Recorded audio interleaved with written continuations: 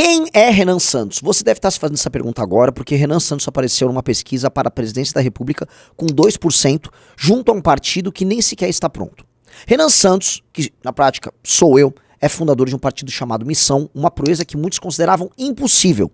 E aí muita gente está curiosa, como pode um rapaz, liderança de um grupo de direita que não é bolsonarista, ter conseguido montar o partido e aparecendo do nada nas pesquisas, sendo que quase ninguém conhece ele? Renan Santos nasceu em São Paulo no dia 14 de fevereiro de 1984, aliás, decora esse número 14, dica. Ele morava no bairro Operário, na Moca, filho de um advogado e uma psicóloga. Era desde cedo um grande aluno na escola e também se interessava curiosamente muito por Fórmula 1, desenhos japoneses e política. Renan era um garoto tímido, relativamente estudioso, mas que tirava boas notas. Com base nisso, conseguiu passar na faculdade de Direito mais difícil do Brasil, na Faculdade de Direito da USP. Lá ele desenvolveu o gosto pela política, a vontade de alterar a realidade ao redor dele e a criar grupos. Sim, já naquela época, com coisa de 20 anos, Renan fundou seu primeiro partido político. E uma curiosidade, ele organizava eventos um tanto quanto estranhos, a ponto de levar o Henri Cristo. É isso mesmo que você está vendo, o Henri Cristo na faculdade para fazer uma palestra. Antes de tudo boa noite aqui pro pessoal. A gente queria agradecer ao pessoal que contribuiu com a rifa, que ajudou a trazer o Henri Cristo.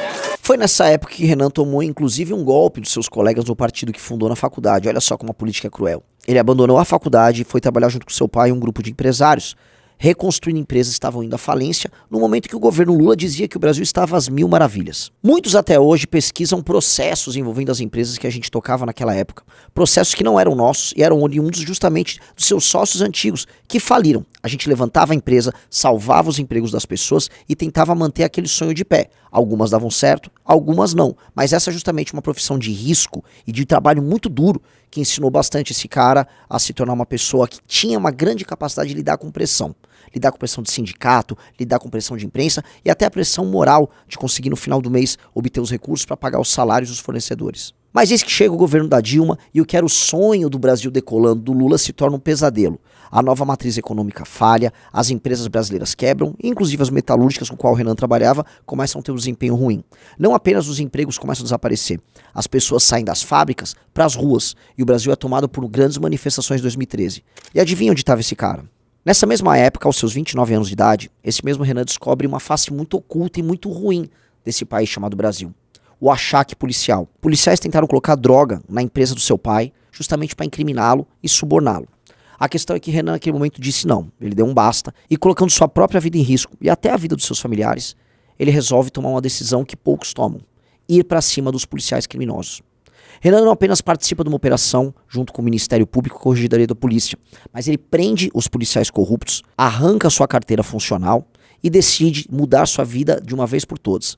Iria se dedicar agora não mais às empresas, mas a uma missão muito estranha de tornar esse país muito ingrato com todos nós, um lugar um pouco melhor para se viver. Nessa mesma época, esse Renan, que sou eu, recebe uma medalha, um prêmio do Ministério Público por conta da sua colaboração nesse período.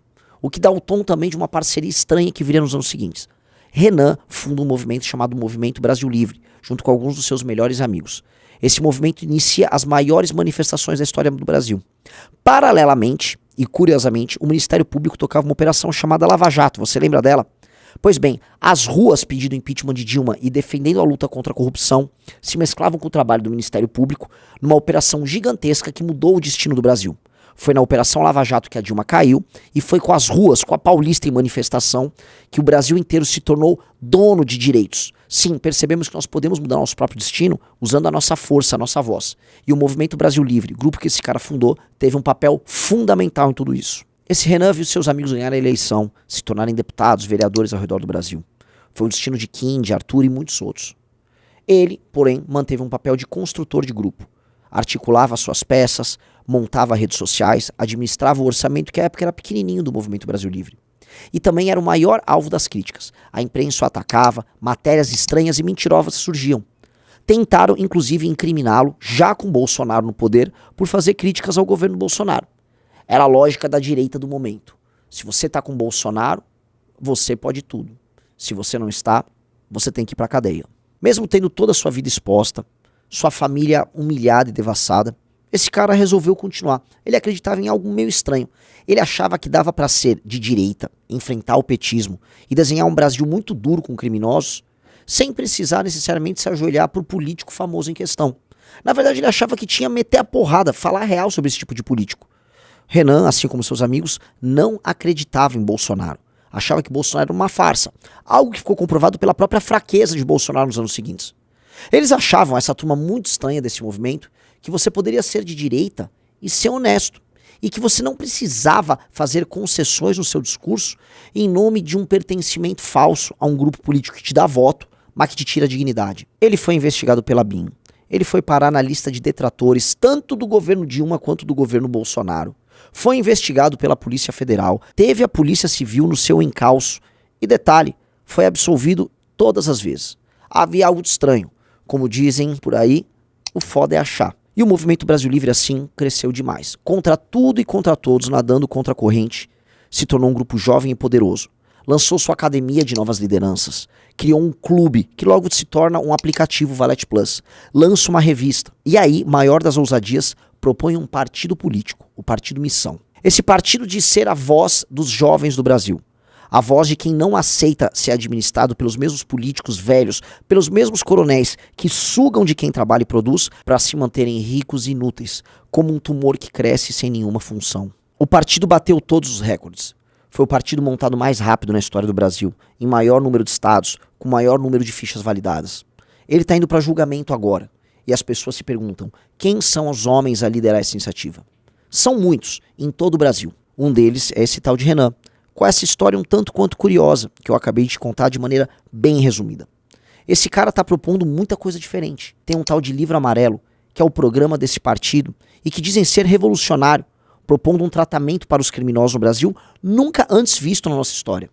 Propondo industrializar o Nordeste, propondo mudar a forma como nós lidamos com as diferenças regionais e com as próprias desigualdades que tornam o Brasil um país tão triste para se viver. Se te perguntarem, portanto, quem é esse Renan Santos, espalhe esse vídeo. Mostre quem sou eu. Eu sou um cara comum que tem alguns desejos excepcionais sobre o nosso futuro. Se te disserem que esse cara é um vilão, ou como muitos dizem por aí, um anjo da morte, um cara que quer vingar e trazer sangue para as ruas das favelas, lembre-se que eu quero apenas prender e matar as lideranças do crime organizado no Brasil. De maneira séria e correta, como qualquer país sério faz com aquelas ameaças terroristas que tiram a vida de brasileiros de bem. Não devemos aceitar o nosso destino da maneira como está. Se você quer uma guerra para sua geração e não um discurso bonitinho sobre paz, eu tô aqui te convocando. Não vai ser fácil, não vai ser bacana e nem vai ser bonito. Mas no mínimo daqui 40 anos você vai poder olhar para o passado e falar, eu me orgulho do que eu fiz. E eu tive ao lado das pessoas certas em todas as guerras certas. Não fuja do seu próprio destino. Toda vez que eu fugi do meu, eu errei. Dessa vez eu tô aceitando. Espero que você aceite esse caminho.